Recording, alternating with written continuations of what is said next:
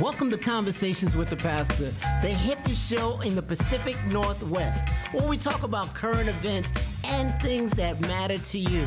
We're here every Wednesday at 6 p.m. Now listen, this is an interactive conversation. That means we need you to ask questions via Facebook or pastorconversations at the NBCF.org. Don't miss out.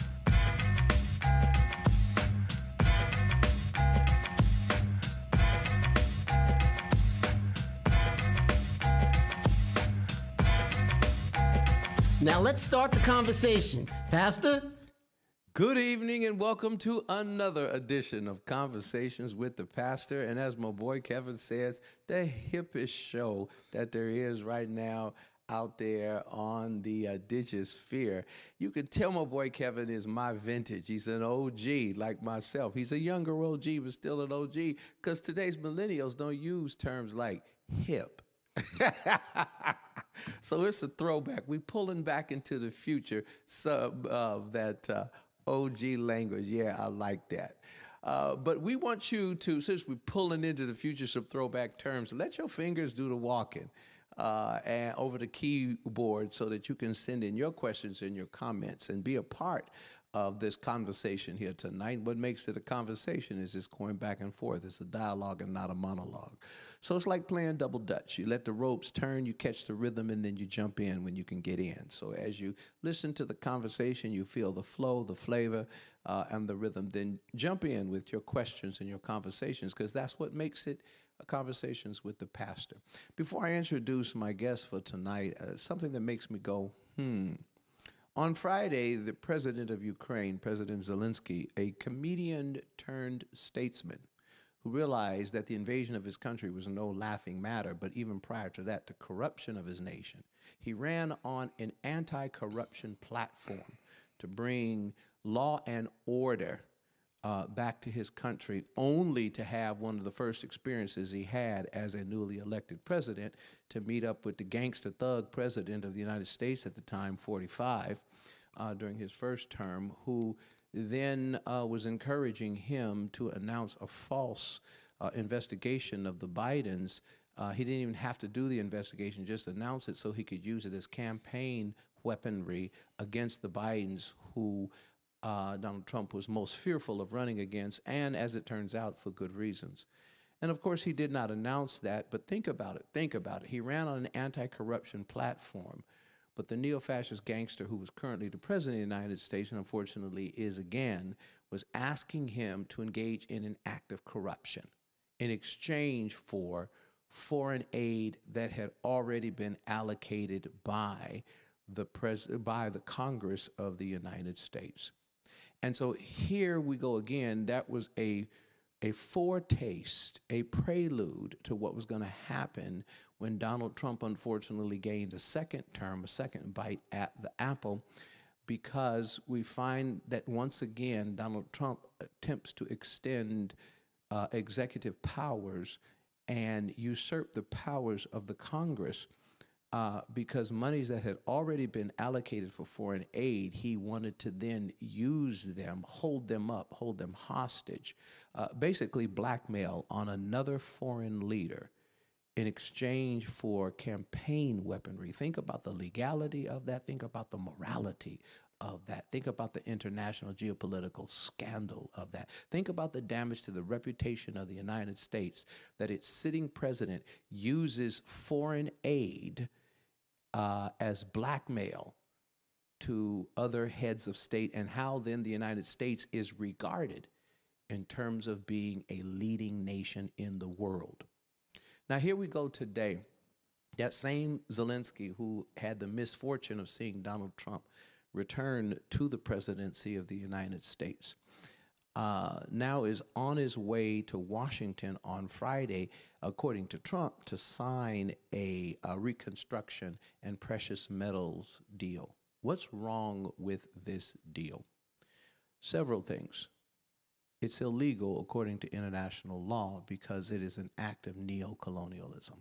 What do I mean by that? For the last 500 years, the scandal of the world has been European countries engaging in colonialism, extending their culture and their powers into foreign lands doing two things or three things. Number one, dragging people across oceans to be cheap labor, slave labor, which is why we're here in the United States of America.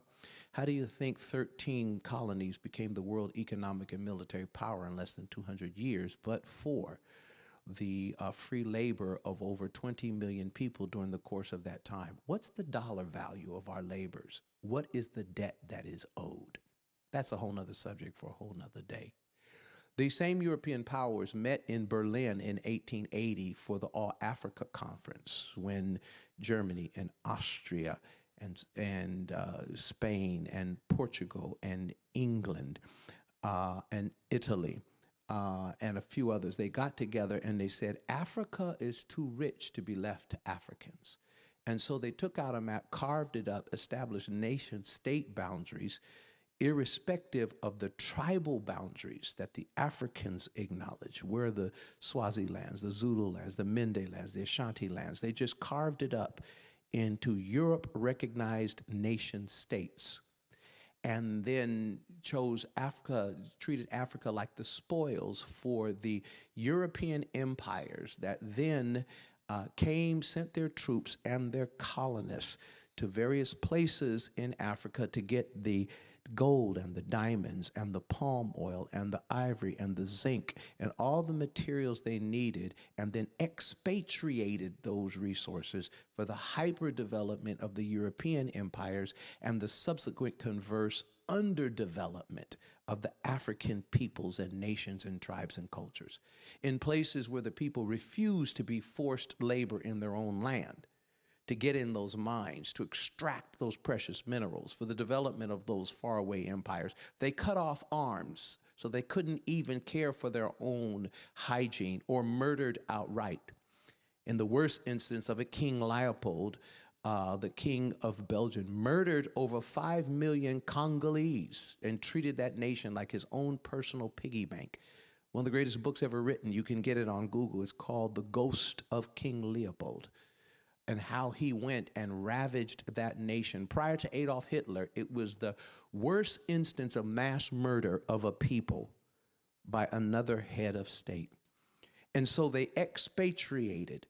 In other instances, colonizing meant sending your settlers in to dispossess the local people, the indigenous people of their land, such as what you saw Afrikaners do in South Africa, where they both dispossessed and pushed the native people into Bantustans, and then they claimed the land outright now as the land of the Afrikaners, which was an African version of Dutch civilization, almost like a Jerry curl, which is a white version of an afro.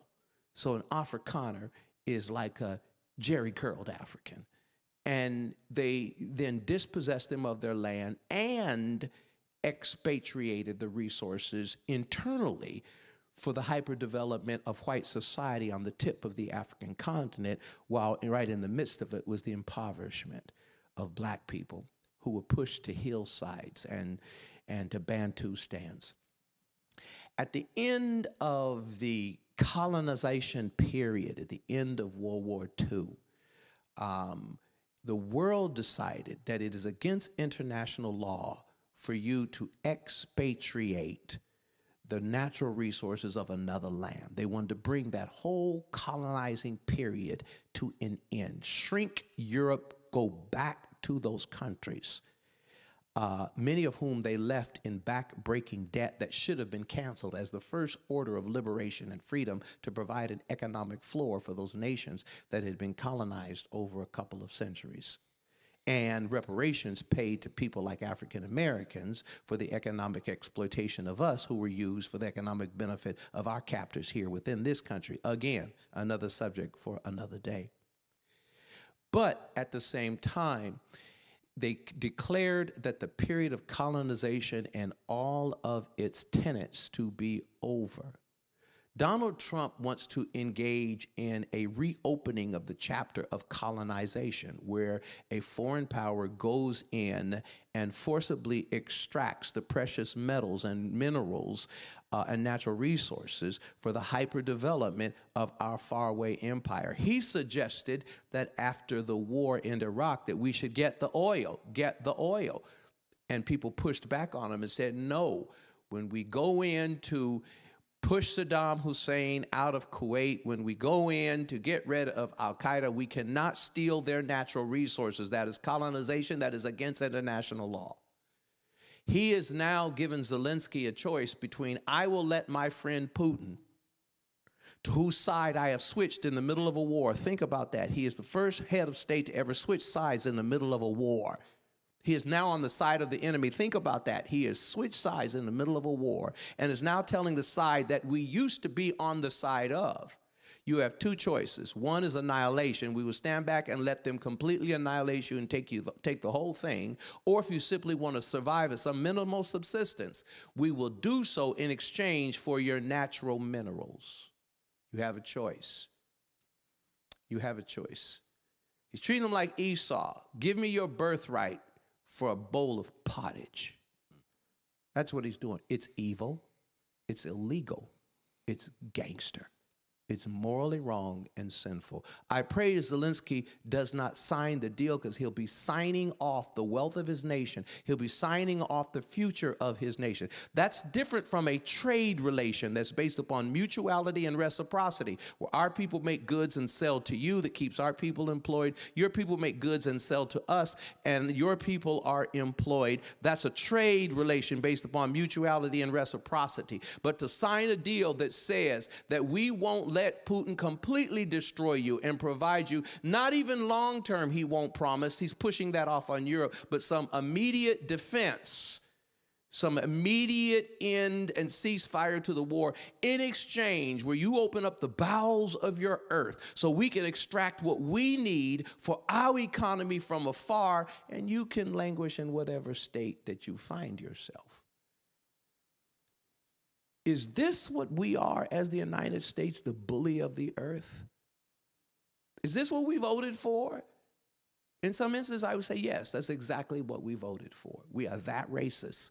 We are that indifferent to the dignity and the lives of others. But there are some Americans, and I happen to be one, and I think the majority of the people watching this show, that don't believe in being bullies internally or geopolitically, because I heard somewhere that the moral arc of the university is long and it bends toward justice. And we live in a world where everybody has access to lethal force and people can hurt you.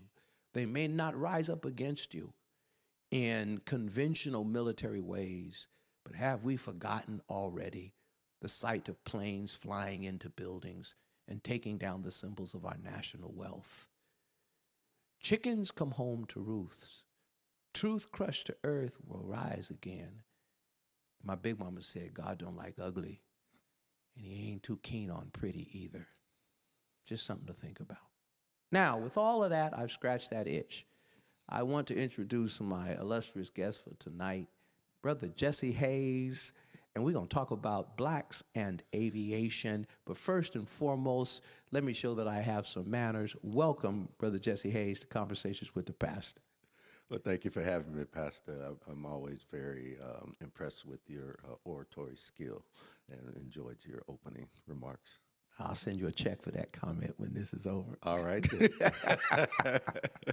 Before we get into talk about policy and impact and those sorts of things, tell us who you be, because the folks out there, they don't necessarily know my various guests who they come in, and I want folks to be known. So the first things first when you walk into a room is introduce yourself. Who is Jesse Hayes? Well, I am Jesse D. Hayes IV, and I was born in St. Louis, but actually raised in Texas. So I hail to be a Texan, glad to be in Washington. I've been here since 2011.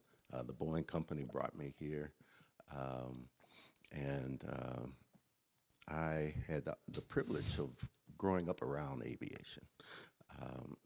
I was a part of Black Pilots of America. Back then it was called Negro Airmen International, and since has become Black Pilots of America since 1997, and a chapter called the Bronze Eagles of Texas. And the Bronze Eagles had a foundational influence on me that I didn't really realize at the time, because I grew up thinking I'd be an architect. I was really excited about architecture. My godfather was an architect.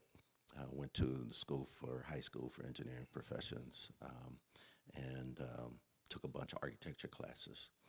But then also started having a passion for the nation and service, and I wound up going to the Air Force Academy for an education. And they did not offer architecture as a degree option, so I wound up getting a degree in astronautical engineering. And with that degree, I went out into the Air Force, began to fly airplanes, wound up being a navigator on C-130s, and literally saw the world. I've been on every continent except for Antarctica.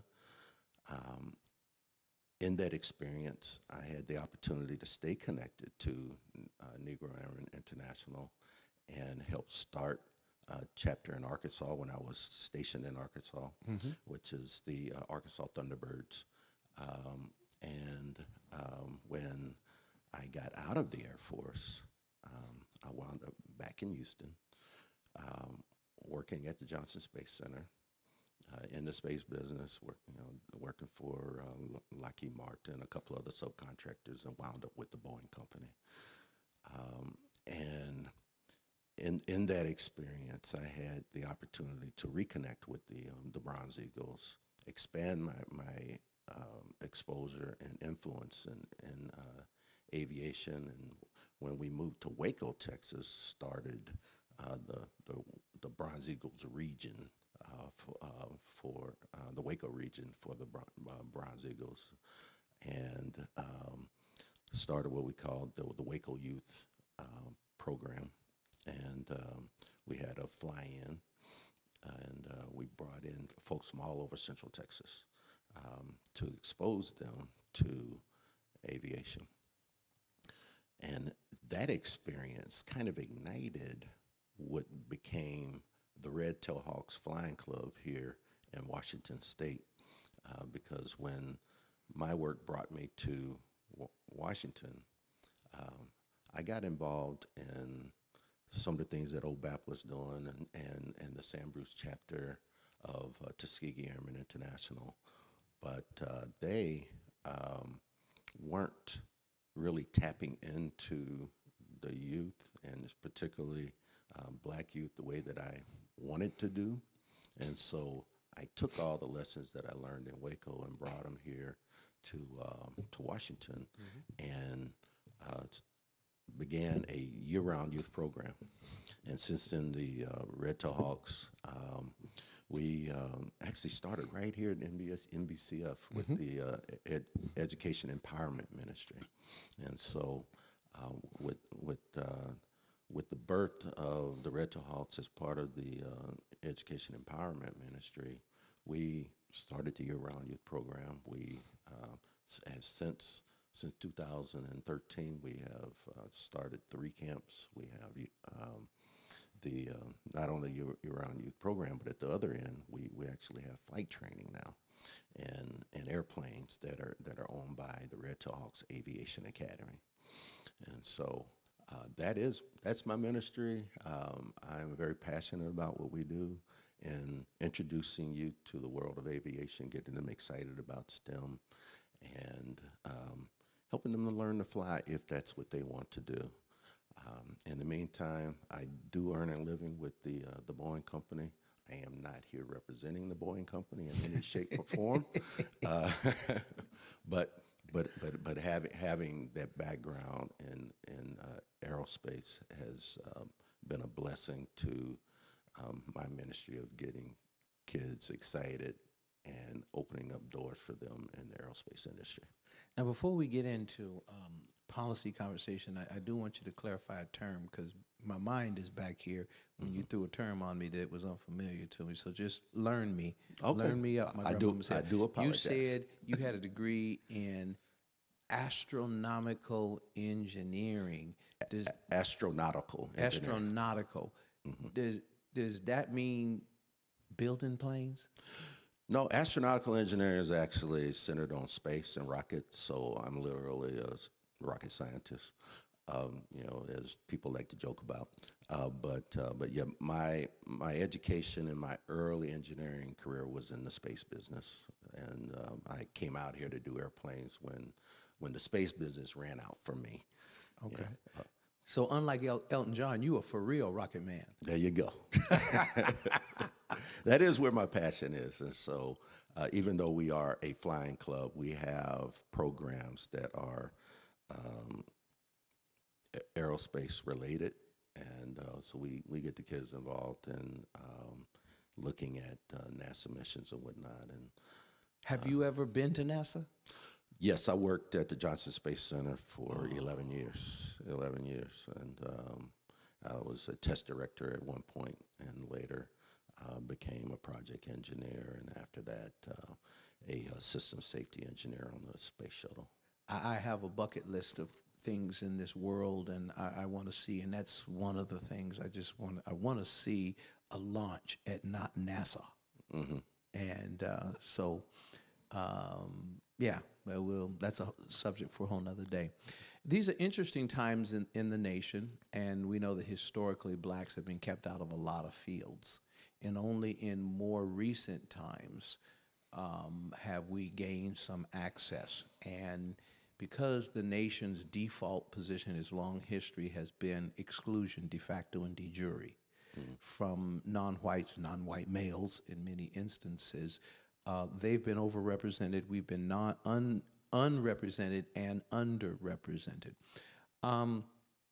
And programs like DEI and so forth have been tactics to try and force or encourage access and participation for these underrepresented groups in institutions who intuitively exclude unless there's intentionality for them to include. So what prior to this current administration, what was the current participation rate of blacks in aviation, black pilots, blacks working for companies like Boeing, in blacks working in black astronauts, the airspace? You just give me the overall. Where have blacks in recent times? How much access have we gained? You know what? The shorter answer is that there has been progress. When back to the Waco thing, the thing that really got me passionate about getting involved, right, and getting off the couch and saying, hey, this is what I want to do, was the fact that I was in Waco in a city that was 21% black, 30 aviation companies, 3 airports, and major companies, SpaceX, L3, Black Hawk. I was working for the Boeing company, and I could count on one hand the number of black engineers that were in Waco. And I didn't even need a hand to count the one black pilot that was professionally flying in Waco. And so when I challenged the HR reps within the Greater Waco Aviation Alliance about the disparity, their answer to me was that they couldn't find anyone who was qualified. Okay, and so that was my motivation to say, okay. Did you ask them where they looked? All they had to do was look out of business. It's crazy because 21% black and over 14% of the population is in manufacturing, right? And those are really high percentages for any city, yeah. But yeah, and so so I just got motivated to say, hey, we're going to make sure that there are qualified folks. We're not going to allow folks to use that as an excuse, right? Mm-hmm. And so that's really the grounding of my passion.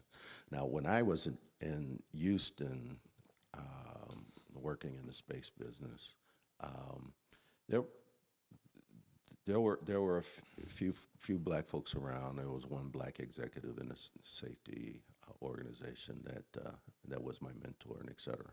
But when I came out here to Washington State, I could literally go all week and not see another black person. And back in 2011. Today, I see black people every day, and that's exciting to me. There was a time in my organization, and I mean, is that because we're here in Blue, Washington? Would that be the case if you went back to Waco? Waco, no, I think Waco might have gotten worse, honestly. It's gotten even wider? Yes, because, anyway, put it this way. Well, you said you didn't need the whole hand for the one black pilot. Could you get worse than that? Yeah. well, he's still there. I'm just not sure if anybody else has showed up. The truth of the matter is that the 5 engineers I talked about, I know they're all gone. They're no longer in Waco, so I'm not really sure. So they ain't woke in Waco. I can't speak. I can't speak for Waco, but I know that they have a passion for aviation, and yeah, we always gonna pray for Texas.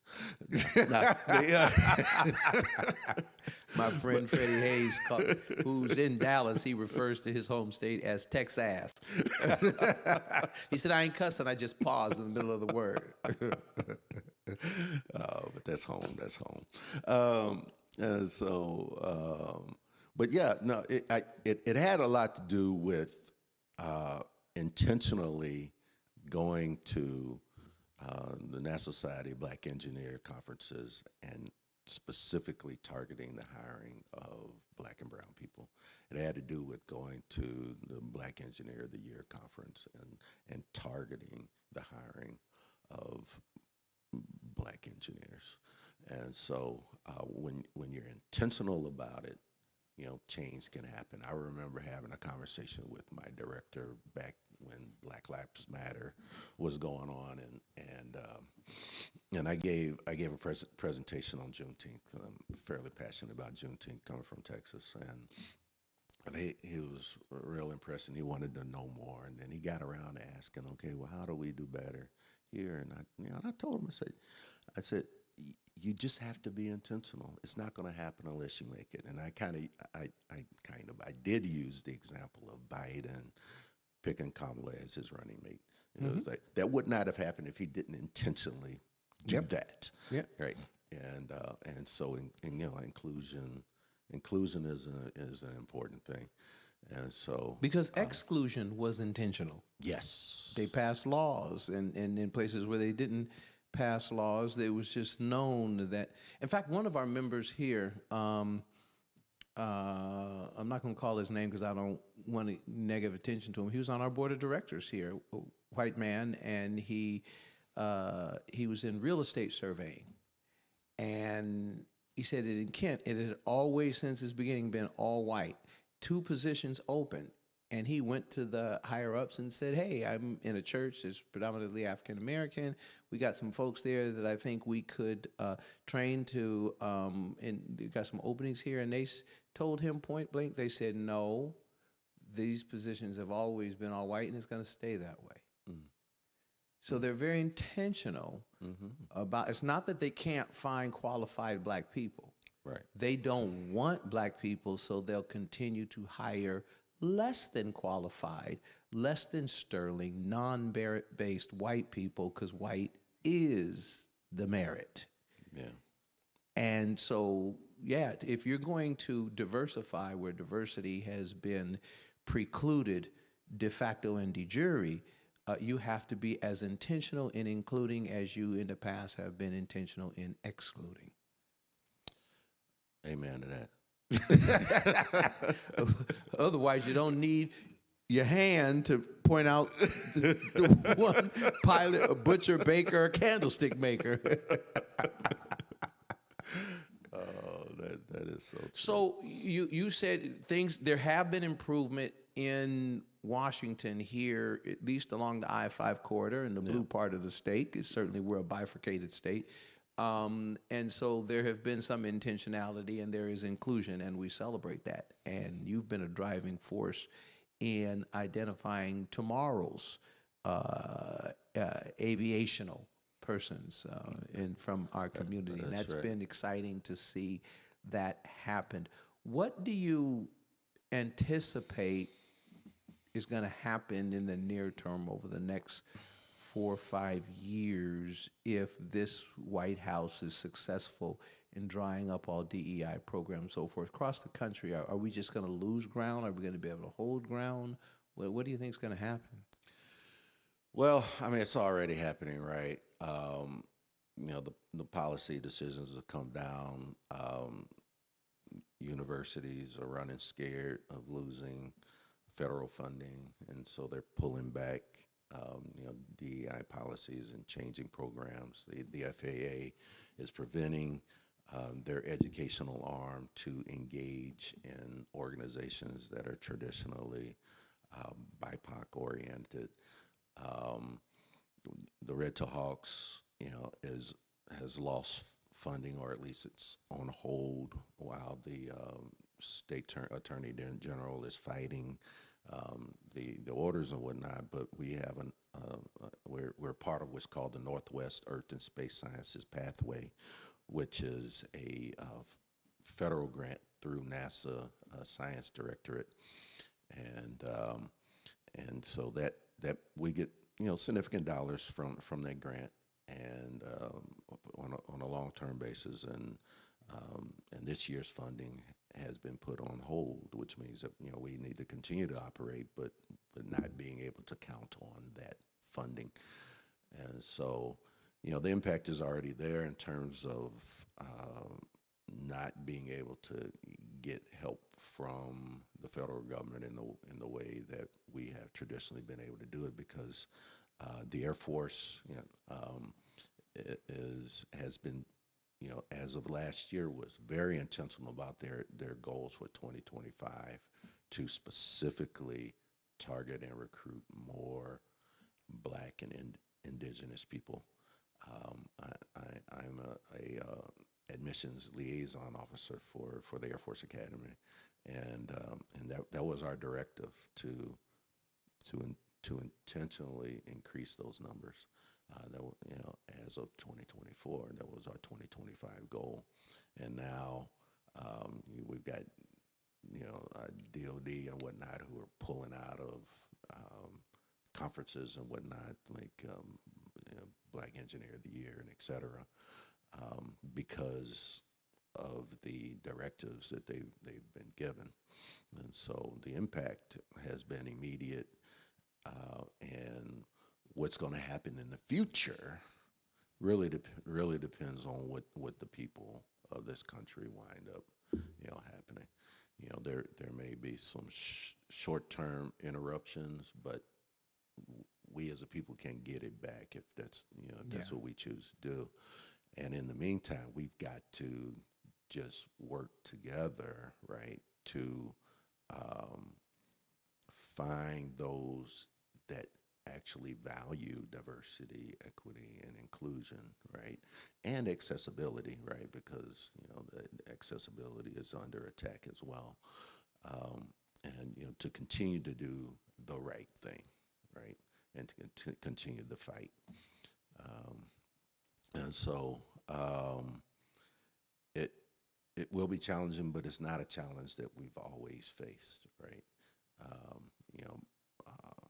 The people who started Negro Air International back in 1970 or whatever, in 1968 for Bronze Eagles, and have continued those organizations till today, have always had to find a way to get folks involved in the industry, with or without the support of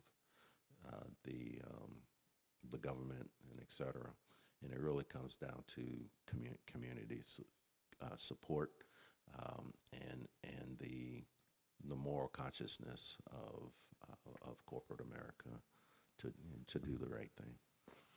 Well, if we're waiting on the moral conscience of corporate America, Max Weber, the German sociologist, once said that the market knows no morality.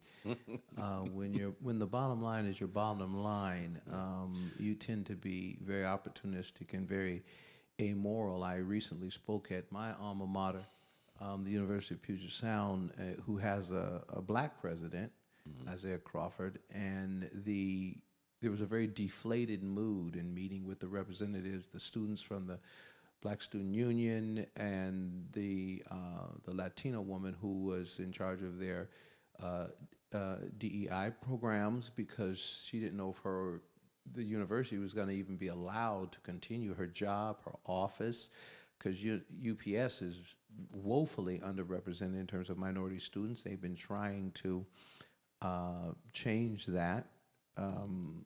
As an alumni, when there was less than 35 students in the undergraduate program out of 4,000 students when I was a student there, we were less than 1%, and a whole lot of that had not changed. But one of the things they were facing, and to be determined, because this was 3 or 4 weeks ago, right after the president came into office, and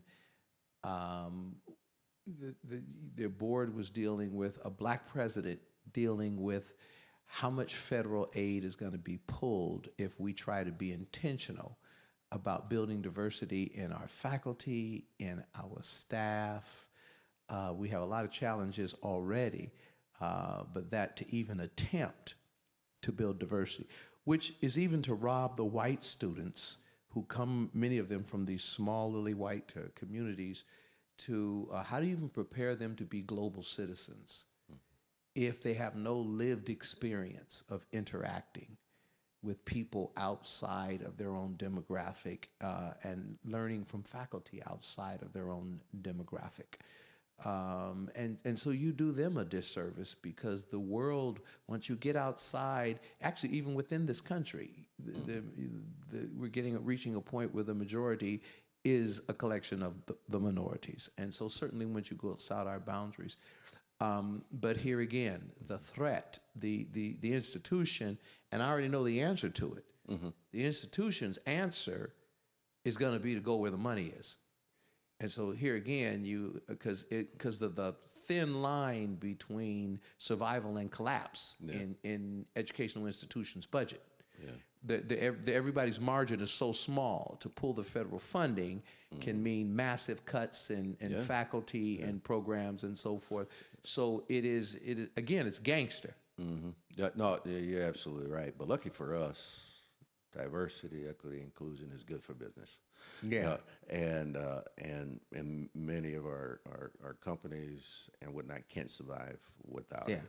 The aviation industry can't survive without it. There's a pilot shortage. In recent history, the aviation industry has eaten its own and made it unattractive for many folks to be there. And so there's lots of opportunity for folks to be there, and folks just have to be willing to go after it. And if it's okay, I'd like to show that slide, because there are 3 things that we really try to push onto our as we introduce our young folks to the world of aviation. And just some quick history for those online who may not appreciate it. Back in World War II, there were a group of all-black aviators that fought in the war against the Germans, and they were the 332nd Fighter Group, affectionately known today as the Tuskegee Airmen. And they had the nickname of Red Tails because they literally painted their tails red, and they had the reputation of being the best at what they did, right? And their assignment was to escort bombers into Germany over Berlin to bomb Berlin. And never lost a plane they escorted. You know what? They had the reputation for being perfect, which is awesome, right? And to have that reputation didn't come by accident, right? And so we are always encouraging our kids to fight the right fight, right? And we point out, what is the right fight, right? We're not talking about fighting over a girl or fighting over tennis shoes. We're talking about fighting for things that are bigger and better than ourselves. And so the 332nd, the symbol was the double victory, right? They were fighting fascism overseas, and they were fighting against racism at home. And that fight continues, right? And we have to continue to put in the forefront of making this world a better place, right? To open up opportunity for other folks, to fight for the sustainability of our planet, and et cetera. And then we have to be willing to prove yourself, right, based on established standards. And that's important, right? A lot of our early celebrity black heroes, right, were athletes, right? Joe Louis and Jesse Owens and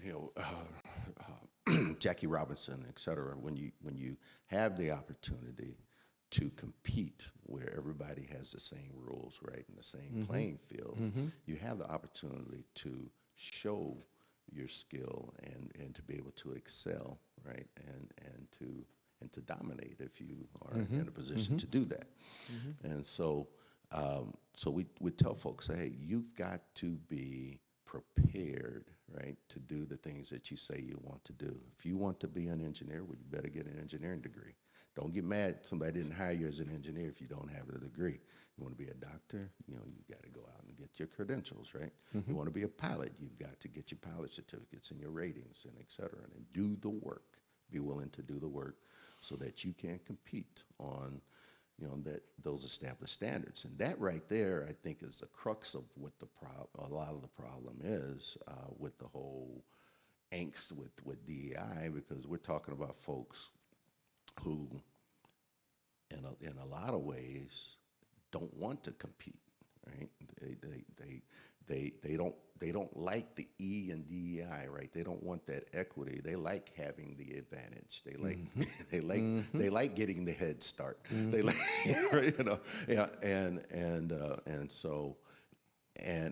and that comes from a fear of finite resources, right? And not having the faith in God's economy, but worrying about their own economy and having that fear of finite resources. And so there's that underpinning of angst that we are fighting against. And so they want to protect their privileges by any means necessary. Absolutely. And so we have to make sure that we cannot be denied on merit. Right? That's the starting point. We have to make sure that we have established the merit, and then be willing, right, to work together for a common good, right? Our no crabs in a barrel. There you go. So we've got the 332nd, right? They worked together. They knew that they were fighting for their own lives and fighting for the future of the nation, and they got together and they worked together to be the best, right? Kevin, I'm going to need you to send me a copy of that slide. I can use that in some speeches. I like those. Being willing to fight the right fight. Yeah. Do you realize you could have cleaned up my whole neighborhood if you'd just went in 50 years ago and told people you can't fight over girls or tennis shoes? You'd have had peace right there. 9 out of 10 fights would have been right. There we go. Just fight over girls and tennis shoes. Yeah. After that, what else is a 15-year-old boy going to fight over? That's right. So red tail mentality. And so so in this day and age where folks are trying to take away rights, trying to take away things, right? Yeah. We have to go back to our roots, right? There was a time when we didn't have any civil rights, but Yeah. as a people, we still work together to figure out Absolutely. how to build our communities and to, have a great life, in this country. And so, if it's a Back to the Future kind of thing or whatever, that's fine. But these are enduring values that we need to have to do. recover. Kevin, we got some responses from some people online. Let's get them in the game. Yeah, no problem. A couple of questions. Jesse, you're an Air Force guy. You said, how did you feel about the firing of C.Q. Brown, one of the Joint Chiefs of Staff? That is a tragedy and a disservice. I mean, he is definitely one of our most forward-thinking is what I'm trying to say, forward-thinking leaders in the military. He definitely earned the position that he got there. In my mind, he was clearly fired because. One, because you're black, and two, because he wasn't going to be a yes man to illegal orders.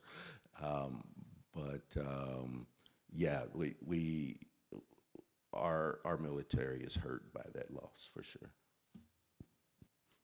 What are some of the things that a child may need if he wants to be a pilot, like through your organization? Or is it the math skills? Is it the science skills? What does my young person need to know to be able to join an organization like yours? Well, to be able to join the organization, it doesn't need to know anything. We're going to develop them into great individuals and help them explore and find pathways to their own dreams, right, and where they want to go. And what we are going to do is introduce them to every aspect of the aerospace industry so that they can be exposed to it and make choices for their own lives. So we have absolutely no requirement to join us. For the youth program, you do need to be old enough to actually comprehend what we're doing. So we are looking for 6th graders through the 12th grade. And then we have a covenant with our students to hold on to them for life. So we also offer college scholarships and opportunities to learn to fly and et cetera. So we're a family. And go ahead. Is there a success story coming out of the Red Tail Hawks? Did you have someone actually graduate or become a pilot through your organization? Oh my goodness, we have lots of success stories. We produced over 70 pilot certifications and ratings. We've got folks who have graduated from our program and have gone on and are currently engineers with the Navy, flight test engineers in California and on the East Coast. We've got folks who are first officers for Delta United, captains with JetBlue, captains with Horizon Air. We have a tremendous track record of success, and we're extremely happy about it. Amen. Do you think the recent firing of all the people at airports or in aviation that came through our present president is going to hurt black pilots in the future? Well, it's going to hurt the industry for sure and definitely affect safety. So the recent firings in the FAA, they targeted the probationary folks, right? Because number one, they're easy to get rid of because they're on probation, and you don't have to have cause to get rid of them for the most part. But I think even the way they did it was probably illegal. So hopefully courts will settle that out. But just assume that they're taken away, you're undermining a agency that is already understaffed. There are literally like 14,000 people under funded staffing at the FAA in terms of what they need for flight traffic controllers and et cetera, air traffic controllers and et cetera, and they had a plan to accelerate hiring and whatnot to take care of the folks who are retiring soon. Some folk may not know this, but you have forced retirement as an air traffic controller at 57, right? Because the cognitive decline and et cetera, that number has been established and it's not going to change. Our pilots, they can fly until 65, but there's forced retirement there as well. But the DEI has kind of been blamed, so to speak, on reducing the safety with the FAA, but that is not true at all. The executive order was definitely based on lies, and there's some great blogs out there that kind of talk about it. But the bottom line is that the FAA has established standards for hiring and promotions, and so the safety is always at the forefront of hiring and promotions. Let's talk safety and demographics then for a moment, because you said my uncle was an air traffic controller at Portland International Airport when Reagan fired the air traffic controllers. Okay. He then transitioned professionally into sports and fitness and all of that. But he was a Air Force veteran, was in Korea, came back. He learned air traffic controlling in the military, and then he worked at the airport, and he was among those who were victimized by that overreach of executive powers. Fast forward to the future, I asked him about the collision between the helicopter and the airplane taking off down there in Maryland, and what was his take on it. And he said the same thing to me. The industry is extremely overstressed. He says, when I was an air traffic controller, we didn't have enough. And now it's even more so the case. And so if they need over 14,000 more air traffic controllers right now with an exploding industry, but a vocation that has not kept pace.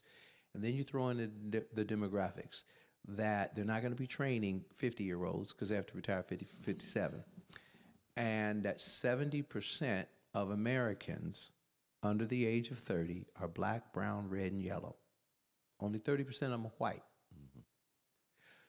And so when they outlawed affirmative action, race as a consideration in college admission, because they don't want us there as the porthole to corporate success and political success, but they made the exception for the military because they saw that they can't land an army without black, browns, red, and yellow. The same then is true in terms of the FAA and the air industry and air traffic controllers. Yeah. You're talking about training young people to be to undergird America's air traffic in this country. Mm-hmm. If you are now getting rid of the vehicles whereby to find those persons who in black and brown and red and yellow skin, and you exclude them, and you're only drawing from 30% of the population, you will never have enough people, which means all Americans are going to be at risk in an industry that has too few people trying to watch over too many planes, and there's going to be way too many accidents. It's a formula, literally, for accidents. No, I agree with you. So demographically, the DEI, is that problem going to run into reality real quickly sooner rather than later? I believe that it will, and I'm hopeful that this is just a bump in the road, and the greater senses will make the correction. Unfortunately, history isn't always supportive of that because the Tuskegee Airmen were trained initially as part of the civil pilot training program. Back in the 1930s, our United States government understood that they needed a pool of pilots to be out there in case they were needed in times of national emergency. Mm-hmm. And so there was a government program in the universities in which were also expanded to the HBCUs, the Civil Pilot Training Program, to make sure that we were training up pilots and make sure that there was enough. That went away, right? And like I said, the industry kind of fed on itself and counted on there being enough white folks and sons and grandsons that wanted to fly, but it became more and more expensive and less attractive to folks to want to do. And now they're sitting there with a shortage of 30% or so, trying to do it that way. And so so there has to be a broader tent, right? There has to be a wider net cast in order to get the numbers that are needed to support the industry and the way that they want to grow. I mean, if you look at the projection numbers, they're talking about 50%, well, at this point, 40% more airplanes in the air by 2039. Right? And, Which means even racist folks ain't even going to afford to be, they're not going to be able to afford to be racist and be safe. Exactly. And it's also, you know, the willingness to improve the technology as well. Yes. Right. The technology is there. The will of the government and whatnot to actually invest in upgrading the air traffic control technology. But that would mean they'd have to restore the FAA budget. Oh yeah, money. Yeah. Oh, okay. Mm-hmm. So they need to pull back on bruh Elon, who's going in with his chainsaw during the chainsaw massacre, because the budgets he cut today might translate into more planes falling out of the air tomorrow. You know, definitely hurting the safety of the aviation industry. I want to thank Brother Jesse Hayes for coming in today and giving us insight into one of the most critical areas of our economy that touch all our lives, because we like to take to the air to get places quickly. It once used to take months for the wagon train to go from one coast to the next coast, and now we can be there in a matter of hours. And so air safety is a concern for all of us. Even if you're like Aretha Franklin and you take the Greyhound or you take a bus or a train, the people who come to your shows, they fly in. So all of us have a vested interest in air traffic and air traffic safety. And air traffic safety is going to require diversity, equity, and inclusion. So there's something fundamentally irrational, in addition to being immoral, irrational, and impractical about racism as it relates to not only the FAA, but all industries in America. I want to thank you, Jesse, for coming out and being our guest today and having this conversation as we try to keep our finger on the pulse of the people and to discuss the salient issues of our day. Let me say to my audience, thank you for tuning in today. Next Wednesday, we will not be having Conversations with the Pastor, because next Wednesday is Ash Wednesday. It is the beginning of that 40-day period, excluding Sundays, and the count of the 40 days that lead up to Resurrection Sunday.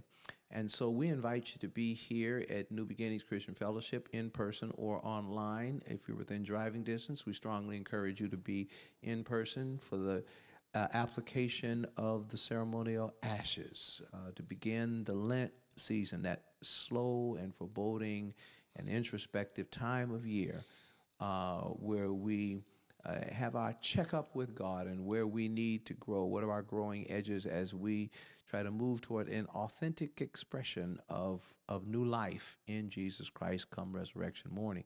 So we'll be kicking that off here next Wednesday, 7 p.m. And this year we're doing something different. We're going to have a dinner fellowship hour starting at 6 o'clock, 5:30. And then we're going to be moving into the sanctuary and having the encounter. It'll be a non-traditional type of worship experience. We invite everyone to come out, and then it could be concluded with a message from Superintendent Ivan Johnson, who is the pastor of Greater Destiny Church in Church of God in Christ in Tacoma. And so we invite you all to come out and be a part of our Ash Wednesday service where we have the encounter. What is the encounter? Come on and see. And then the encounter will conclude with a message from Superintendent Ivan Johnson, pastor of the Greater Destiny Church in Tacoma, as we launch into Lent next Wednesday at 7 p.m. Until then, take care of your health, take care of your loved ones. Be careful for your walk with the Lord, because if we ever needed to be in sync with the Savior, it is now. And so, again, I thank you for tuning in. And we say to you, as we say to you each week, hear and heed the words of the R&B prophet right after the book of Revelations in what I call the appendix to the Bible. And that is the R&B lexicon. And that is Don Cornelius, who said, peace and love. Thank you for joining Conversation with the Pastor here every Wednesday at 6 p.m., except for next week. Listen, you can join us for worship on Sundays at 9:30 a.m. And like the pastor said, you don't want to miss the encounter. You don't want to miss the encounter, and you're going to want to be here for that. Enjoy your evening. See you on Ash Wednesday.